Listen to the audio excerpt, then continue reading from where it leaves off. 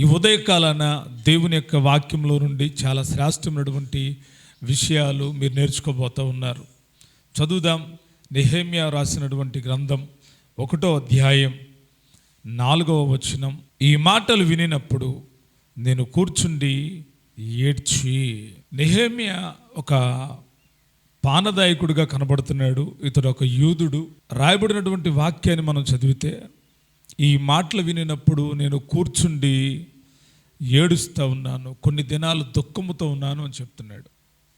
ఏ మాటలు అవి? ఎందుకు దుఃఖాన్ని కలిగించినాయి అంటే, 3వ వచనాన్ని చదివినప్పుడు, చెరపట్టబడిన వారిలో శేషించిన వారు ఆ దేశములో బహుగా శ్రమను నిందను పొందుచున్నారు, మరియు యెరూషలేము యొక్క ప్రాకారము పడద్రోయబడినది. ఇక్కడ 3 విషయాలు కనబడుతున్నాయి. ఒకటి, చెరపట్టబడిన వారిలో శేషించిన వారు బహుశ్రమను నిందను పొందుతున్నారు. రెండవదిగా, యెరూషలేము యొక్క ప్రాకారాలు పడద్రోయబడినవి.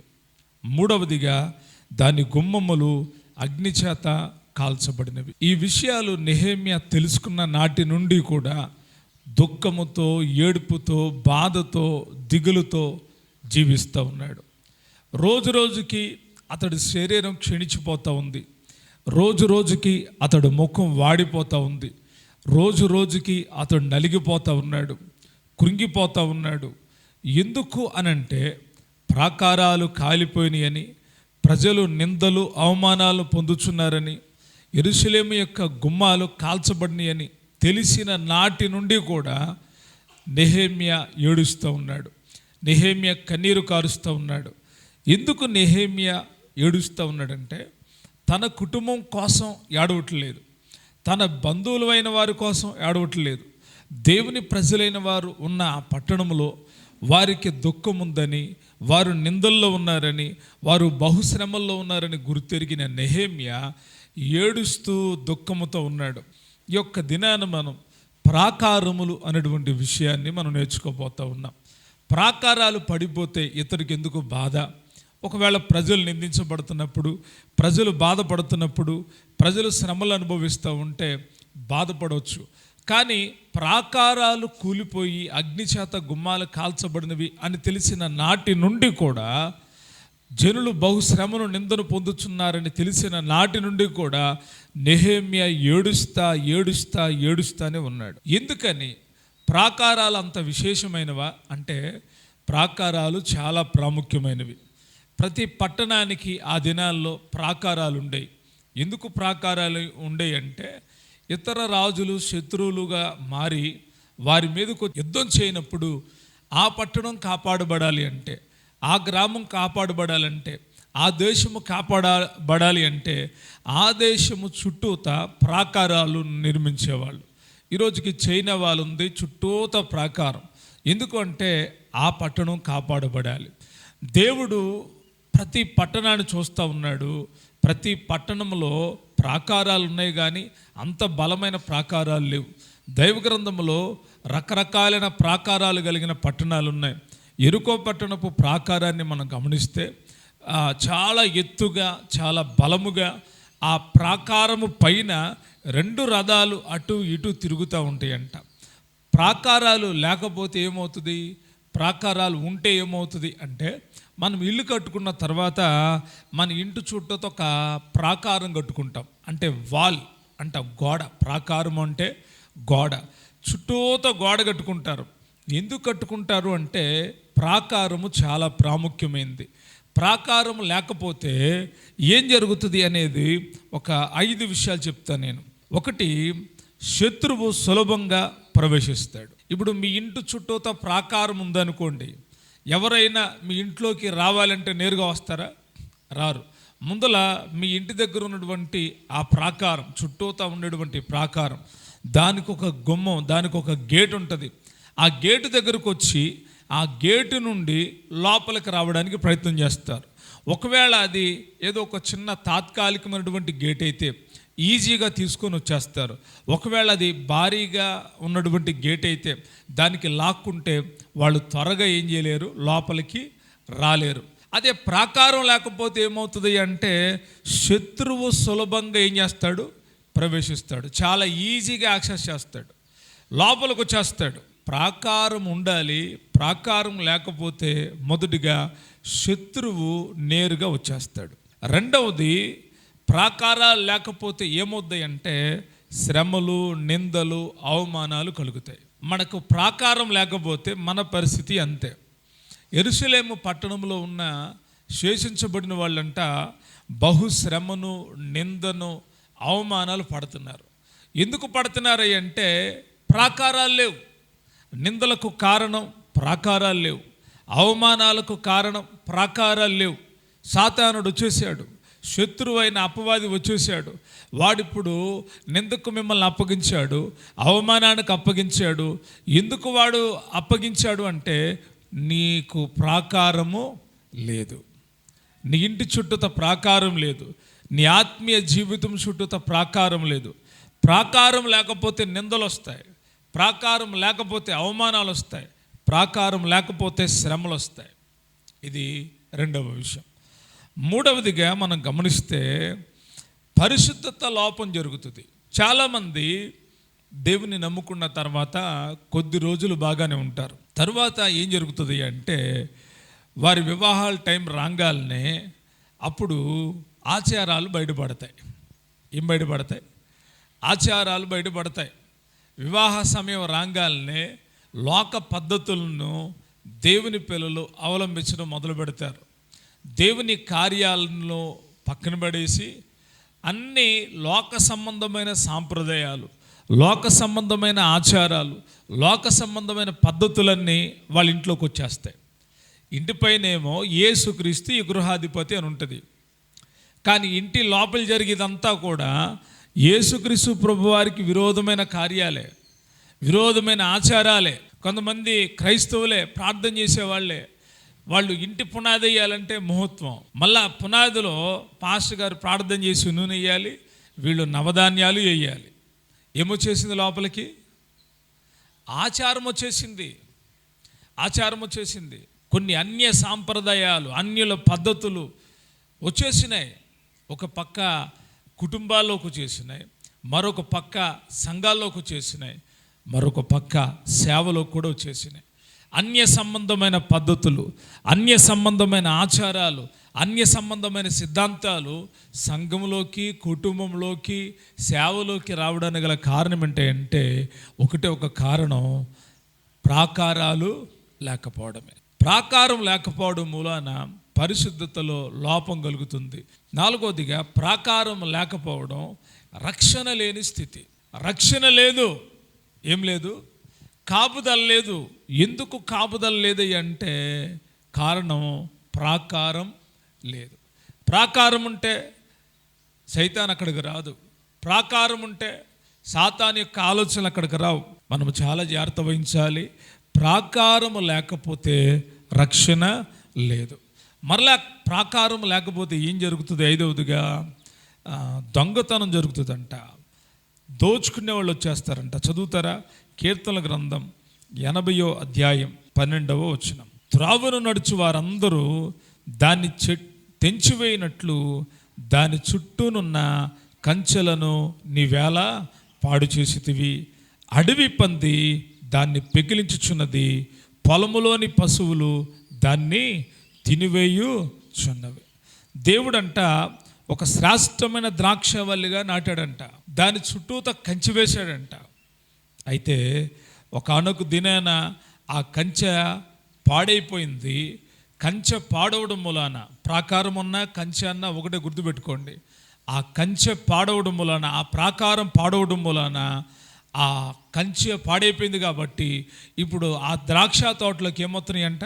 అడవి పంది వస్తుందంట, పశువులు వస్తున్నాయంట. వచ్చి అడవి పంది వచ్చేమో దాన్ని మొదల్ని పెళ్ళగిస్తూ ఉంది, పశువులు వచ్చేమో దాన్ని తినివేస్తూ ఉన్నాయి, ఆ పొలంలో ఉన్న దాన్ని అంతా నాశనం చేస్తూ ఉన్నాయి. ఎందుకు ఈ నాశనానికి కారణం? ఎందుకు ఈ యొక్క దొంగతనానికి కారణం?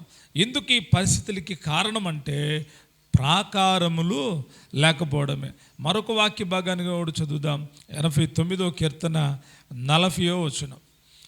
అతని కంచెలన్నీ నీవు తెగగొట్టి ఉన్నావు, అతని కోటలు పాడు చేసి ఉన్నావు, త్రావను పో వారందరూ అతన్ని దోచుకొనుచున్నారు. అతడు తన పొరుగు వారికి నిందాస్పదుడాయెను. ఏం జరిగిందంట? ప్రాకారము లేకపోవడం మూలాన దొంగతనం జరుగుతుంది. ప్రాకారం ఉంటే దొంగతనం జరిగేది కాదు. ప్రాకారం లేకపోవడం మూలాన ఆత్మీయ స్థితి పతనమైపోతుంది. నువ్వు శ్రేష్టమైన ద్రాక్షవల్లిగా నాటబడ్డావు. శ్రేష్టమైనటువంటి ద్రాక్షవల్లిగా దేవుడు నిన్ను నాటాడు. నువ్వు కంచెగల తోటలో ఉన్నావు. ఆ కంచె పాడైపోతే ఏం జరుగుతుందంటే ఆ సంఘములోకి, ఆ కుటుంబంలోకి అడవి పందులు వస్తాయి. అడవి పందులు వచ్చి మొదలు పికిలిస్తాయి. రెండవదిగా పశువులు వస్తున్నాయి, దాని ఆకులన్నీ ఏం చేస్తున్నాయి? తినేస్తున్నాయి. కీర్తనకారుడు అంటున్నాడు, అతని కంచులన్నీ నువ్వు తెగ్గొట్టిదివి, త్రావను పోవు వారందరూ అతన్ని దోచుకొనుచున్నారు. త్రావను పోవు వారందరూ అతన్ని దోచుకొనుచున్నారు. ప్రాకారాలు పాడైపోయినాయి, ప్రాకారాలు కూలిపోయినాయి, ప్రాకారాలు చెడిపోయినాయి. ఇప్పుడు ఏం చేయాలి? ప్రాకారాలు చెడిపోతే, ప్రాకారాలు లేకపోతే కట్టొచ్చు. మరి ప్రాకారాలు ఉండి కోలుదోయబడుతున్నాయి, పడదురేయబడుతున్నాయి, పాడు చేయబడుతున్నాయి, కంచె తీసివేయబడుతుంది. ఏబు చుట్టూత దేవుడు కంచె వేశాడంట. ఏబు చుట్టూతో వేసాడా? ఇంకెక్కడన్నా వేసాడా? ఏబు చుట్టూతో ఒక కంచె ఉంది. ఏబు ఇంటి చుట్టూత ఒక కంచె ఉంది. ఏబుకు కలిగిన ఆస్తి అంతటి చుట్టూత ఒక కంచె ఉంది. ఈ కంచెలోకి సాతాను రాలేకపోతున్నాడు. ఏబు ఇంట్లోకి రాలేకపోతున్నాడు, ఏబు ఒంట్లోకి రాలేకపోతున్నాడు. పోనీ ఏబు సంపద ఉంది కదా, ఆ సంపదలో ఉన్న జొరబడి ఏదన్నా ఏ పశువులన్నా చంపేద్దాం, దేనన్నా లేపేద్దాం, అక్కడ ఎవరన్నా లేపేద్దాం అంటే అది కూడా ఏమవట్లా, యాక్సెసిబిలిటీ అవట్లా, కుదరట్లేదు. ఎందుకంటే ఏబు చుట్టూత కంచెను నిర్మించిన వాడి దేవుడే. ఏబు చుట్టూత దేవుడు ఏముంచాడంట? కంచెనుంచాడు. ఆ కంచె లోపలికి సాతానుడు ఏం చేయలేకపోతున్నాడు? రాలేకపోతున్నాడు. అందుకే ఏబు యొక్క ఆశీర్వాదం రోజు రోజుకి పెరుగుతూ వచ్చింది. అందుకే ఏబు దేశం అందంతట్లో గొప్పవాడిగా పిలువబడ్డాడు. అందుకే ఏబును దేవుడు అంతగా ఆశీర్వదించాడు. ఏబు యథార్థంగా ఉన్నాడంట, ఏబు భక్తిపరుడుగా ఉన్నాడు, ఏబు నమ్మదగిన వాడిగా ఉన్నాడు. కారణం ఏంటో తెలుసా? కంచెలో ఉన్నాడు. ఆ కంచెను నిరంతరము కాపాడుకుంటున్నాడు. దేవుడు నీ చుట్టూతో ఒక కంచె ఉంచాడా? నీ కుటుంబం చుట్టూతో ఒక కంచె ఉంచాడా? నీ బిడ్డల చుట్టూతో కంచె ఉంచాడా? నీకు కలిగిన వాటన్నిటి చుట్టూతో కంచె ఉంచాడా? ఆ కంచెను నువ్వు కాపాడుకోవాలి. అయితే ఏం జరుగుతూ ఉంది అంటే, నేటి దినాల్లో చాలా కంచెలు పాడైపోతున్నాయి. పేరుకి క్రైస్తవులే, మందిరానికి వస్తూ ఉన్నారు, ప్రార్థనలు చేస్తూ ఉన్నారు, ఇంటికి వెళ్తున్నారు, ప్రార్థన చేస్తూ ఉన్నారు, వాక్యం చదువుతూ ఉన్నారు. కానీ ప్రాకారము లేని పట్టణాల వలె ఈరోజు చాలామంది ఉన్నారు. కొందరు ప్రాకారాలు ఉన్నాయి, అవి ఏమైపోయినాయి అంటే పాడైపోయినాయి. అందుకే ఆచారాలు ఆ ఇంట్లోకి వచ్చేసినాయి, అందుకే లోక పద్ధతులు ఆ ఇంట్లోకి వచ్చేసినాయి, అందుకే ఆ ఇంట్లో ప్రార్థన లేదు, అందుకే ఆ ఇంట్లో స్తుతి లేదు, అందుకే ఆ ఇంట్లో పరిశుద్ధత లేదు, అందుకే ఆ ఇంట్లో శ్రమలు, అందుకే ఆ గృహములో నిందలు, అందుకే అవమానాలు. ఎందుకు అంటే ప్రాకారాలు పాడైపోయినాయి. నెహెమ్యా చూశాడు, యెరూషలేము వైపు చూస్తూ ఉంటే, యెరూషలేము గురించి విని ప్రార్థన చేస్తూ ఉంటే ఏమని ప్రార్థన చేస్తున్నాడో తెలుసా? అయ్యా, ప్రాకారాలు కట్టబడాలి, గుమ్మాలు నిలబెట్టబడాలి, ప్రజలు సంతోషంగా ఉండాలి, ప్రజలు ఆనందంగా ఉండాలి, ప్రజలకున్న నిందలు తొలగిపోవాలి, ప్రజలకున్న అవమానాలు తొలగిపోవాలి, పోగొట్టుకున్నదంతా తిరిగి వాళ్ళు సమకూర్చుకోవాలి. ఇటువంటి భారం కలిగిన వాడు నెహెమ్యా. అతడి పని అతనికి సాగుతుంది కదా, అతనికి చక్కటి జీతం వస్తుంది, చక్కగా హ్యాపీగా రాజు దగ్గర పానదాయకుడు హ్యాపీగా తన యొక్క జీవితాన్ని గడుపుకోక ఎందుకు పాడైపోయిన పట్టణాల గురించి ఆలోచిస్తూ ఉన్నాడు. నేడు కూడా దేవుడి యొక్క సేవకులు ఈ పాడైపోయిన ప్రాకారాలు కలిగిన వారి జీవితాల గురించి ఆలోచన చేస్తూనే ఉన్నారు. ప్రభువా, వారి కుటుంబంలో ప్రాకారాలు లేవు, వారి ప్రాకారాలు పాడైపోయినాయి, వారి జీవితాలలో ఉన్నటువంటి ఆ ప్రాకారాలు పాడైపోయినాయి, అయితే అవి తిరిగి కట్టబడాలి. దేవుని యొక్క సేవకులు కోరుకునేది ఇదే. ప్రాకారాలు ఏమైపోయినాయి? పాడైపోయినాయి. చాలా సంఘాల్లో ప్రాకారాలు పాడైపోయినాయి. అందుకే ఆ సంఘాల్లో పెద్దల పెత్తనాలు, ఆ సంఘాల్లో కుల పెత్తనాలు, ఆ సంఘాల్లో పరిశుద్ధత లేని కార్యాలు, ఆ సంఘాల్లో వ్యభిచారం, ఆ సంఘాల్లో దొంగతనం, ఆ సంఘాల్లో ఆధిపత్యపు పోరు, ఆ సంఘములో పరిశుద్ధతే కనిపించట్లేదు. కారణం ఏంటంటే ఆ సంఘము చుట్టూతో వేయబడిన ప్రాకారం పాడైపోయింది. అక్కడ క్రమము లేదు, పరిశుద్ధత లేదు, నీతి లేదు, యథార్థత లేదు, భక్తి లేదు. ఎంత మట్టుకు పై భక్తి. ఎవరినో ఎన్నుకుంటారు. చుట్టా బీడి సిగరెట్ తాగేవాడు, అనాలోచితునిగా ఉండేవాడిని ఒకని సంఘ పెద్దగా పెడితే వాడు సంఘ కార్యక్రమాలన్నీ నడుపుతూ ఉంటాడు. వీరు ఎక్కడున్నారో తెలుసా? ప్రాకారము లేని సంఘములో ఉన్నారు. ప్రాకారము లేని పట్టణం అంట పాడైపోతుంది. ప్రాకారము లేని సంఘము కూడా పాడైపోయింది.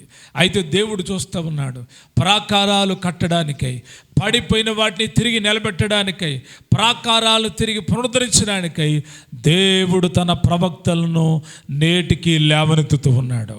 ఈ ఉదయకాలాన్ని గమనించాలి. మీ చుట్టూతున్న ప్రాకారాలు పటిష్టంగా ఉన్నాయా? మీ కుటుంబం చుట్టూతున్న ప్రాకారాలు పటిష్టంగా ఉన్నాయా? నీ బిడ్డల చుట్టూతున్న ప్రాకారాలు పటిష్టంగా ఉన్నాయా?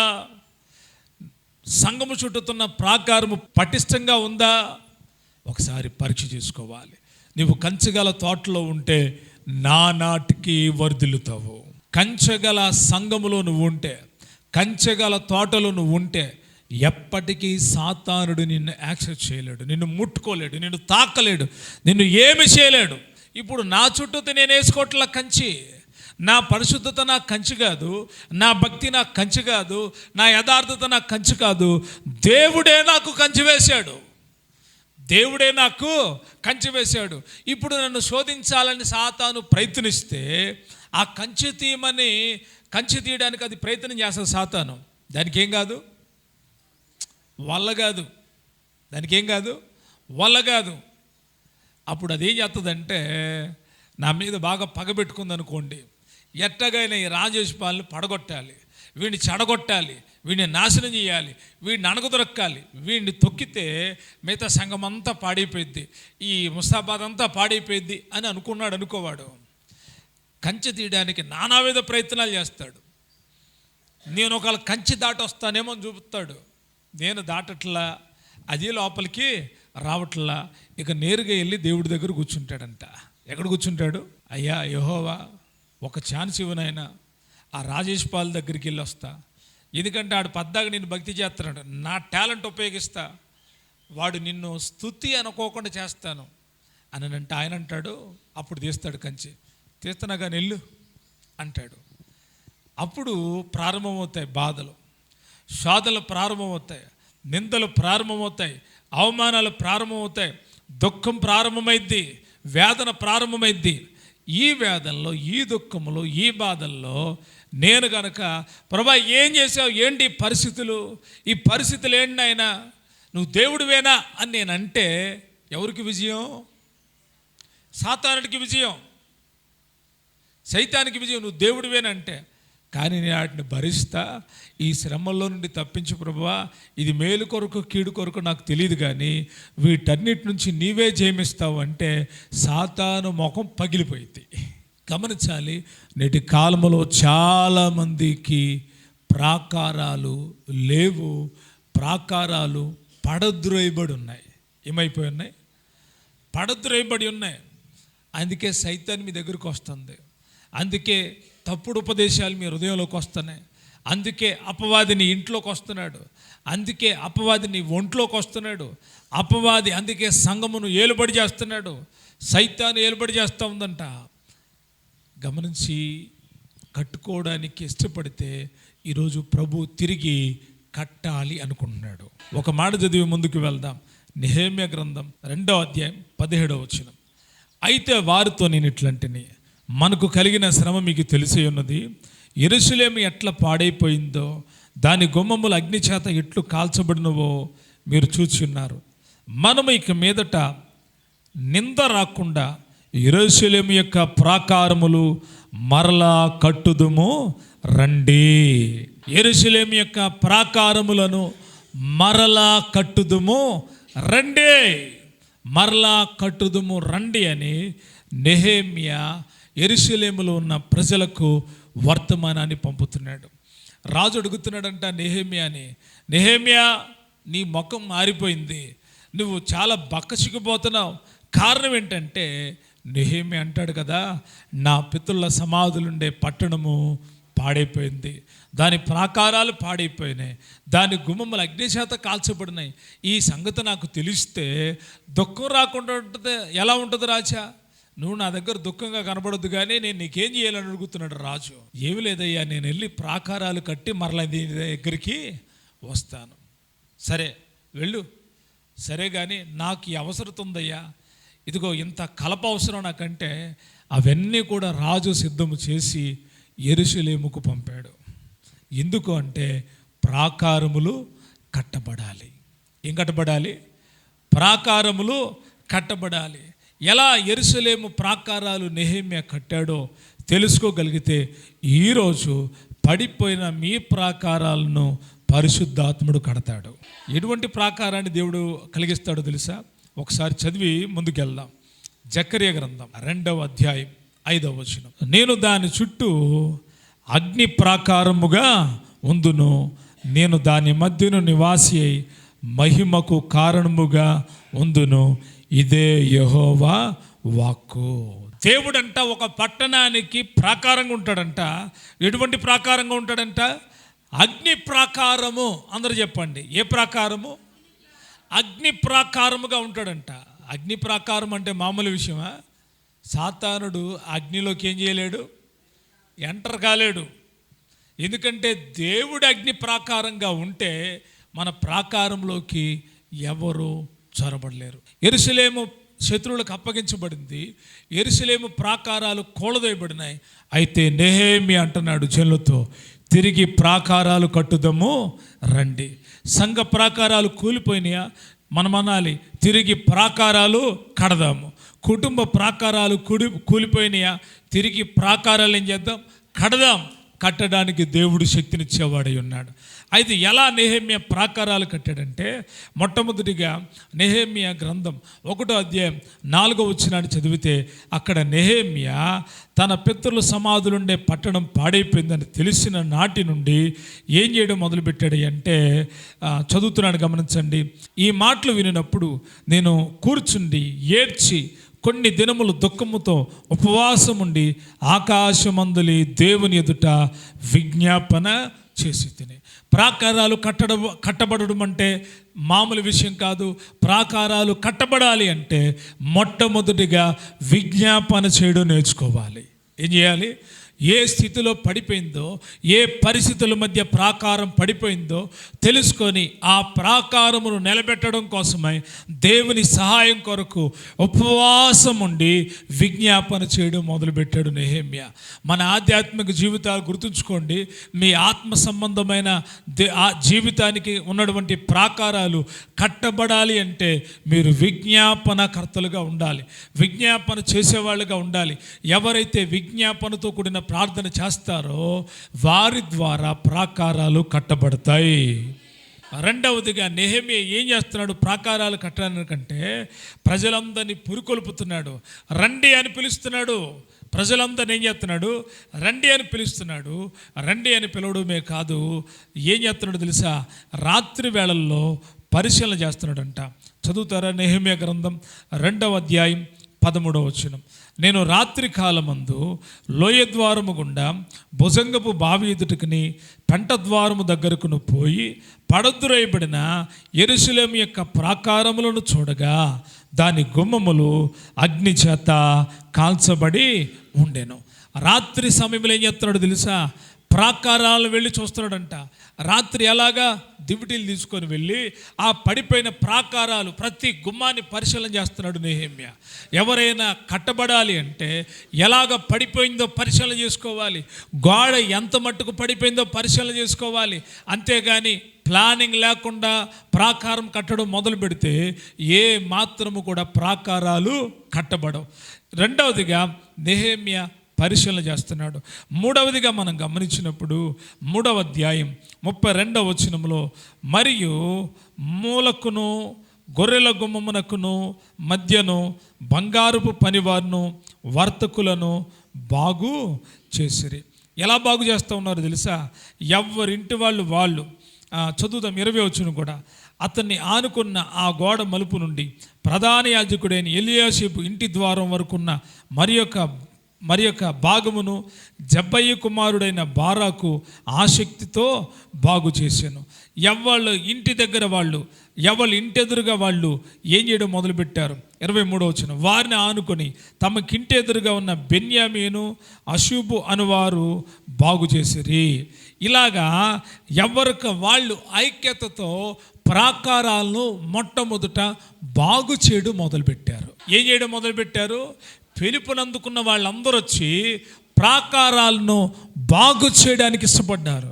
ఎలాగైనా మనం ప్రాకారం కట్టాలి, ఈ యెరూషలేము ప్రాకారం నిలబెట్టబడాలి, దేవుని యొక్క చిత్తం జరగాలని ఎవరికి వారు బాధ్యత కలిగిన వాళ్ళే ఐక్యతతో కూడి పనిచేస్తున్నారు. ఎలా పనిచేస్తున్నారు? ఐక్యత లేకపోతే పని జరగదు. నేనేమో ముందుకెళ్దామంటున్నా, మీరేమంటున్నారు? వెనక్కి వెళ్దాం అంటున్నారు. నేనేమో ఇటువైపు వెళ్దాం అంటున్నా, మీరేమో కాదు ఇటువైపు వెళ్దాం అంటున్నారు. ఇక్కడ పని ఏమాత్రం జరగదు. అంత వ్యతిరేకం జరుగుతుంది. సంఘమైన కుటుంబమైన ఎప్పుడు గమనించాలి, ఐక్యతతో కూడి పని చేస్తే ఎంతటి ప్రాకారాలైనా కట్టబడతాయి. బలమైన ప్రాకారాలు కట్టబడతాయి. ఎప్పుడు అంటే ఐక్యతతో కూడి పనిచేయాలి. వీళ్ళు ఏం చేస్తున్నారు తెలుసా? నెహెమ్యా మాట విని ఐక్యతతో పనిచేయడం మొదలుపెట్టారు. మరి ఐక్యతతో పనిచేస్తే ఎలాగుంటుంది? కలిసికట్టుగా పనిచేసేటప్పుడు అందరూ మంచోళ్ళు ఉంటారు, చుట్టూత ఎట్లాంటి వాళ్ళు ఉంటారు? చదువుదాం. నెహెమ్యా గ్రంథం 4వ అధ్యాయం 1వ వచనం. మేము గోడను కట్టుచున్న సమాచారం విని సన్బల్లటు మిగుల కోపగించి రౌద్రుడై యూదులను ఎగతాళి చేసి సోమ్రోను దండివారి ఎదుట తన స్నేహితుల ఎదుటను ఇట్లన్ను, దుర్బలులైన ఈ యూదులు ఏమి చేయుదురు? తమంతట తామే ఈ పని ముగింతురా? బలులు అర్పించి బలపరుచుకొందురా? ఒక దినమందే ముగింతురా? కాల్చబడిన చెత్తను కుప్పలుగా పడిన రాళ్లను మరలా బలమైనవిగా చేయుదురా? మరియు అమ్మోనీయుడైన టోబియా అతని యొద్ద ఉండి వారు కట్టిన దానిపైన ఒక నక్క ఎగిరినట్టు వారి రాతి గోడ పడిపోవునన్ను. సన్బల్లటు టోబియా అనే వాళ్ళు ఏం చేస్తున్నారు? ఏమన్నారంట? ఏంటి కుప్పలుగా పడిపోయిందని వీళ్ళు బాగు చేస్తారా అంటే ఒక బలర్పించేసి పని మొదలుపెట్టి ఒక దినంలో ముగిచ్చేస్తారా? వీళ్ళకి సాధ్యమైద్దా అని ఏం చేస్తున్నారంట? ఎగతాళి చేస్తున్నారు. ఏం చేస్తున్నారు? చాలామంది మన భక్తిని చూసినప్పుడు ఎగతాళి చేస్తారు. అబ్బో భక్తి పరులు వెళ్తున్నారండి, ఎక్కడి నుండి అక్కడికి వెళ్తున్నారు, ఏం చేస్తారో, ఏం భక్తి చేస్తారో హేళన చేసేవాళ్ళు ఉంటారు. మీరు ఐక్యత కలిగి ప్రార్థన చేస్తున్నప్పుడు, మీరు ఐక్యత కలిగి నడుచుకుంటున్నప్పుడు, మీరు ఐక్యతతో కూడి ప్రాకారాలు కట్టడం మొదలు పెడితే ఏం జరుగుతుందో తెలుసా? అవమానాలు, నిందలు అంటున్నాడు. టోబీ అంటున్నాడు, ఒక కట్టిన దానిపైన ఒక నక్క ఎగిరినట్టు ఆ రాతి గోడ పడిపోవను. అంటే ఎగిరి అవతల పడిపోద్ది అంటున్నాడు. ఎంత హేళనో, ఎంత భయంకరమైన హేళన చేస్తూ ఉన్నారు. అయితే వాళ్ళు ఏమీ పని ఆపట్లేదు. వాళ్ళు ఏం చేస్తూ ఉన్నారు తెలుసా? 4వ అధ్యాయం 9వ వచనం. 5వదిగా, మేము మా దేవునికి ప్రార్థన చేసి వారి భయము చేత రాత్రింబగళ్ళు కావలి ఉంచితిమి. కట్టలేరు చెత్త అని చెప్పినా కానీ వీళ్ళు ఏం చేస్తున్నారు తెలుసా? ప్రార్థన చేస్తూ పని చేస్తూ ఉన్నారు. ఏం చేస్తా పని చేస్తున్నారు? మన ప్రాకారాలు కట్టేది ప్రార్థనే. ప్రాకారాలు కట్టేది ప్రార్థనే. అవమానపరిచే వాళ్ళు ఉంటారు, నిందించే వాళ్ళు ఉంటారు, వీళ్ళ భక్తి పనికిరాదురా అని చెప్పేవాళ్ళు ఉంటారు, వీళ్ళు ప్రార్థన వేస్ట్ అని చెప్పేవాళ్ళు ఉంటారు, మనల్ని తృణీకరించే వాళ్ళు ఉంటారు. అయితే నువ్వు ప్రాకారాలు కట్టడం మొదలు పెట్టాలి, నీ ప్రాకారాలు కట్టుకోవడం మొదలు పెట్టాలి.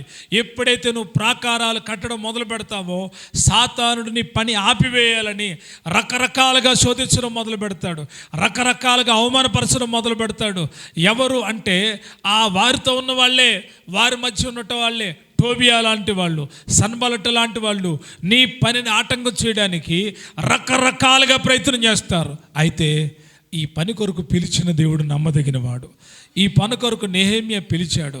అయితే వీళ్ళు ప్రార్థనాపూర్వకంగా ఈ పని కొరకు ఒక తెగింపు కలిగి కట్టడం మొదలుపెట్టారు. జరిగిన కార్యం ఏంటో తెలుసా? 52 దినాల్లో ప్రాకారాలు కట్టబడ్డాయి. చదువుతారా? 6వ అధ్యాయం, నెహెమ్యా గ్రంథం 6వ అధ్యాయం 15వ వచనం. ఈ ప్రకారము ఏలూలు మాసము 25వ దినమందు అనగా 52 దినములకు ప్రాకారమును కట్టుట సమాప్తమాయెను. అయితే మా శత్రువులు ఆ సంగతి విన్నప్పుడు, మా చుట్టూ ఉన్న అన్యజనులందరూ జరిగిన పని చూసినప్పుడు వారు బహుగా అధైర్యపడిరి. ఎలయనగా ఈ పని మా దేవుని వలన జరిగినదని వారు తెలుసుకొనిరి. గొప్ప విషయాన్ని దేవుడిచ్చాడు. వాళ్ళందరూ అన్నారు, కట్టలేరా, నక్కలు వచ్చి ఎగిరిపడినట్లుగా గోడలు పడిపోతాయి అన్నారు. కానీ వీళ్ళు ఏం చేస్తున్నారు తెలుసా? రేయనక పగలనక ఒక్కొక్కరు వంతుల వారిగా కుటుంబాల చొప్పున ప్రాకారాలు కట్టడం మొదలుపెట్టారు. ప్రార్థన చేస్తూ ఒక చేత్తో రాత్రి వేళ దివిటి పట్టుకున్నారు, మరొక చేత్తో ఆయుధం పట్టుకున్నారు. ఇలాగా పట్టుకొని నిలబడే వాళ్ళు నిలబడుతుండగా మిగతా వాళ్ళు పని చేస్తూ ఉన్నారు. ఒక్కొక్కళ్ళు దివిటి పట్టుకొని అందిస్తూనే ఉన్నారు. ఇలాగా రాత్రి వేళ కడుతున్నారు, పగటి వేళ కడుతున్నారు. శత్రువులు చూస్తున్నారు, అన్ని జనులు చూస్తున్నారు. అరే ఇవేవి నిలబడరా అన్నట్టుగా చూస్తూ ఉన్నారు. వీరు చూస్తూ ఉండంగానే దేవుని యొక్క మహాసహాయం వారికి అందింది. వారు అన్నారు, మా దేవుని వల్ల జరిగింది అని వాళ్ళు తెలుసుకున్నారు. మా బలము కాదు, వాళ్ళు అన్నారు మా బలము కాదు, దేవుడే ఈ ప్రాకారాలను నిలబెట్టాడు. ప్రాకారాలు నిలబెట్టేవాడు దేవుడే. ఐక్యతతో కూడి ప్రార్థన చేస్తే పడిపోయిన ప్రాకారాలు కట్టబడతాయి. ఐక్యతతో కూడి ప్రార్థన చేస్తే కూలిపోయిన గుడారాలు నిలబెట్టబడతాయి. ఐక్యత చాలా ప్రాముఖ్యమైంది. అవమానాలు కనబడొచ్చు, ఆటంకాలు కనబడొచ్చు. వీటన్నిటి మధ్యలో మీరు ప్రార్థన చేస్తూ ముందుకు వెళ్ళగలిగితే మీరు ఆత్మీయ ప్రాకారాలు కట్టుకోగలరు. ఈ ఉదయకాలాన్ని గమనించండి, మీ ప్రాకారాలు ఎలాగున్నాయి? కూలిపోయినాయా? కూలిపోతే అవిశ్వాసం మీలోకి వస్తుంది. ప్రాకారం లేకపోతే అవిశ్వాసం మీలోకి వస్తుంది. అవిశ్వాసం మీలోకి వచ్చిందంటే దేవునికి దూరం అయిపోతారు. ప్రాకారం లేకపోతే ప్రార్థన చేయలేరు. ప్రాకారం లేకపోతే అన్యజనుల ఆచారాలు, పద్ధతులు మీ ఇంట్లోకి వచ్చేస్తాయి.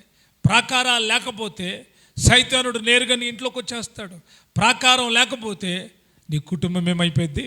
పాడైపోద్ది. అయితే దేవుడు అలాగా మిమ్మల్ని ఉండాలని కోరుకుంటున్నా. ఆయన ఆనాడు యెరూషలేముకు చేసిన వాగ్దానం ఈరోజు మీకు చేస్తూ ఉన్నాడు. అగ్ని ప్రాకారంగా దేవుడు నీకుంటాడు. ఆయన అగ్ని ప్రాకారంగా ఉంటే సాతానుడు మీ లోపలికి ఏం చేయలేడు, రాలేడు. వాడు ఎన్ని ప్రయత్నాలు చేసినా రాలేడు. ఒకవేళ వాడు వచ్చి నిన్ను శోధిస్తున్నాడు అంటే ఆ ప్రాకారాన్ని ఎవరు తీసినట్లు లెక్క? దేవుడే మనము శోధింపబడ్డానికి అప్పగించాడు. అయితే ఆ శోధనలో నిలబెట్టేవాడు కూడా దేవుడే. కనుక గమనించాలి, ఈరోజు పడిపోయిన ప్రాకారాలు కట్టబడాలి. చాలామంది ప్రాకారాలు పడిపోయినాయి. చాలామంది కుటుంబ ప్రాకారాలు పడిపోయినాయి. చాలామంది వ్యక్తిగత ఆధ్యాత్మిక జీవితపు ప్రాకారాలు పడిపోయినాయి. సాతానుడు కూలదోసేసాడు. వారి గుమ్మాలు కాల్చబడ్డాయి. వారి పరిశుద్ధత పోయింది, వాళ్ళ పవిత్రత పోయింది, వాళ్ళ విశ్వాసం పోయింది, వాళ్ళ భక్తి పోయింది, వాళ్ళకున్నటువంటి శక్తి పోయింది. ఇప్పుడు బలహీనతలు చేసినాయి. అవిశ్వాసం వచ్చింది, అన్యాయం వచ్చింది, మోసం వచ్చింది, కపటం వచ్చింది, మోసపు మాటలు, అబద్ధపు మాటలు అన్నీ వచ్చేసినాయి. దీని అంతటి కారణం ఏంటో తెలుసా? ప్రాకారములు లేవు. నీ లోపల ప్రాకారం ఉంటే నీ గుండెల లోపల యథార్థత ఉంటుంది. నీ లోపల నీ చుట్టూతో ప్రాకారం ఉంటే క్షేమంగా ఉంటావు. నీ చుట్టూతో ప్రాకారం ఉంటే సంతోషంగా ఉంటావు. నీ చుట్టూతో ప్రాకారం ఉంటే శ్రమల్లో కూడా సంతోషిస్తావు. నీ చుట్టూతో ప్రాకారం ఉంటే ఇబ్బందుల్లో కూడా సంతోషిస్తావు. నీ చుట్టూతో ప్రాకారం ఉంటే అన్యజనులు నిన్ను ఎంత హేళన చేసినా ఒకరోజు తెలుసుకుంటారు దేవుడు అతన్ని, వారి కుటుంబాన్ని ఆశీర్వదించాడు అని. కనుక ఈరోజు కూడా ప్రాకారములు కట్టబడునుగాక. చాలా సంఘాల్లో ప్రాకారాలు కూలిపోయినాయి. ప్రాకారం లేవు ఆ సంఘములో. సంఘం అయితే విస్తారంగా ఉంది కానీ ఆ సంఘంలో ప్రాకారం లేదు. అందుకే సాతానుడు అక్కడ నిలబడ్డాడు. సాతాను బోధకులు అక్కడ నిలబడ్డారు. సాతాను సింహాసనం అక్కడ ఉంది. యెజబెల్ అక్కడ ఉంది. నికోల అయితే బోధలు అక్కడ ఉన్నాయి. వ్యతిరేకమైనటువంటి బోధలు, దేవునికి వ్యతిరేకమైన బోధలు అక్కడ ఉన్నాయి. కాబట్టి ఆ సంఘాలను సాతానుడు ఏలుబడి చేస్తున్నాడు. ఆ సంఘములో ఉన్న వారిని సాతానుడు ఏలుబడి చేస్తూ ఉన్నాడు. అయితే ఈ సంఘపు ప్రాకారాలు కట్టబడాలని దేవుడు కోరుకుంటున్నాడు. ఎందుకంటే సంఘము దేవునిది. ప్రాకారాలను మనుషులు పాడు చేస్తున్నారు, పడద్రోస్తున్నారు. సాతాను శక్తి కలిగిన వాళ్ళే పడదోస్తున్నారు. చాలామంది సంఘాలను పడదోస్తున్నారు. వారి బోధలతో, వారి మాటలతో కంచెల్లేవా సంఘానికి. ఎవరైనా రావచ్చు, ఎవరైనా ఏం చేయొచ్చు. అలాగా కంచెలేని సంఘాలుగా మారిపోయినాయి. ఎవడు నాయకుడు అర్థం కాదు, ఎవడు విశ్వాసం అర్థం కాదు, ఎవడు దైవజనుడు అర్థం కాదు, ఎవడు ఆరాధికుడో, ఎవడు పరిచారకుడో తెలియదు. ఎవడికి ఇష్టం వచ్చిన పని వాడు చేస్తూ ఉంటాడు. ఎవరికి ఇష్టం వచ్చినట్లు వాళ్ళు నడుస్తారు. క్రమము లేదు. ఎవడికి నచ్చింది వాడికి. నాకు పాటలు పాడడం నచ్చితే నేను పాటలు పాడతా. నన్ను ఎవడు అడ్డు చెప్పడానికి వీల్లేదు. అడ్డు చెబితే ఆ పాస్టర్ ట్రాన్స్ఫర్ అయిపోవాలి. నాకు ప్రార్థన చేయడం ఇష్టం, నా ఇష్టం వచ్చినట్టు ప్రార్థన చేసుకుంటా. ఏంటయ్యా క్రమం లేకుండా చేస్తున్నావు అని అడిగితే ట్రాన్స్ఫర్, నువ్వు మాకు అవసరం లేదు, నా ఇష్టం వచ్చినట్టు చేస్తా. పాస్టర్ గారు నేను నవధాన్యాలు తెస్తా, అన్నీ తెస్తా, నువ్వు వేసి ప్రార్థన చేయి. పాస్టర్ గారికే బోధ చేస్తారు. వీళ్ళు ఎవళ్ళంటే కంచెలేని సంఘములో ఉన్నవారు. అయితే దేవుడు అలాగ ఉండాలని కోరుకుంటున్నా. ప్రతి ప్రాకారాలు కట్టబడాలని దేవుడు కోరుకుంటున్నాడు. దేవుడు కనుక ప్రాకారాలు కట్టడం మొదలు పెడితే సంఘము బలముగా ఉంటుంది. ప్రాకారము లేకుండా ఆ పాడైపోయే పట్టణం లాగా ఉండదు. మనసును స్వాధీనపరుచుకున్న పట్టణం వలె ఉంటుంది. వ్యక్తిగతంగా మీరు కూడా మీ ఆధ్యాత్మిక జీవితాలను, మీ కంచెలను తొలగించి మీ కంచెలను పాడు చేసేది మీ మనసే. మనసును జాగ్రత్తగా పెట్టుకోండి. మనసులో నెమ్మది, మనసులో దేవుని వాక్యం, మనసులో దేవుని సన్నిధి ఉంటే, మీ పూర్ణ మనసుతో ప్రభుని ప్రేమిస్తే, మీ పూర్ణ మనసుతో ప్రభుని ఆరాధిస్తే, మీ పూర్ణ మనసుతో ప్రభుని కనబరిస్తే మీ ప్రాకారాలు కట్టబడతాయి. ప్రాకారాలు కూలిపోకూడదు. అయితే కూలిపోయిన ఏం చేయబడాలి? కట్టబడాలి. సంఘం ఎందుకో తెలుసా? సంఘములో ఎవరి ప్రాకారాలను కూలిపోతే అందరూ కలిసి ఏం చేయాలి? కట్టాలి. ప్రార్థనతో, విజ్ఞాపనతో, విశ్వాసంతో, ఐక్యతతో కట్టడం మొదలు పెట్టాలి. ఇదే దేవుడు మనకు అప్పగించిన పని. కడదామా? పడిపోయిన కుటుంబాలు కడదామా? ప్రాకారాలు కూడిపోయిన వాటి కొరకు ప్రార్థిద్దామా? సాతానుడు వారిని వాడుకుంటున్నాడు. సాతాను యొక్క బంధకాల్లో వాళ్ళు ఉన్నారు. అవమానాలను పట్టించుకోవద్దు, నిందలను పట్టించుకోవద్దు. ప్రాకారాలు కడదాం, ప్రభు కొరకు జీవిద్దాం. ఆ కృపను దేవుడు ప్రతి ఒక్కరికి దయచేయునుగాక. పడిపోయిన ప్రాకారాలు కట్టడమే దేవుడు మనకు అప్పగించినటువంటి పని. కనుక ఈ ప్రాకారాలు కట్టేటువంటి పని నీకు నాకు అప్పగించబడింది. ఒకవేళ వ్యక్తిగతంగా మీ ప్రాకారాలు కూలిపోతే ప్రభువే మీ ప్రాకారములు కట్టునుగాక. ఆ రీతిగా పరిశుద్ధాత్మ దేవుడు ప్రతి ఒక్కరిని నడిపించునుగాక. ఆమెన్.